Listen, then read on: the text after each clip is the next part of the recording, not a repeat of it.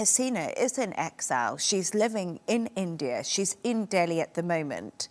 And the big question is, will India actually extradite her? And no one seems to be 100% sure, but India have come out and said India remains committed to the best interests of the people of Bangladesh. We will always engage constructively with all stakeholders to that end. So we've heard from India's foreign ministry today in a statement. This is our second extradition order. The first one was for far less of a crime, contempt of court, which was in June of this year as well. And on that, they did not execute that extradition order.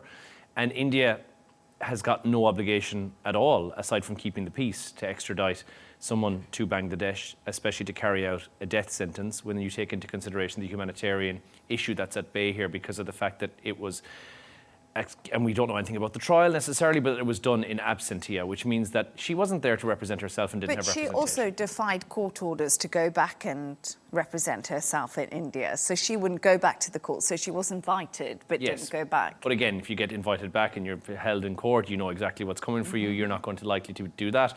The question remains now what happens when the elections are upcoming, because if Bangladesh comes in with a brand new government, the elected government come into power, India wants to keep the peace. Yes, there is, they might bow, India might bow to political pressure and say, right, let's extradite her, let's get rid of that problem. Is it likely to happen?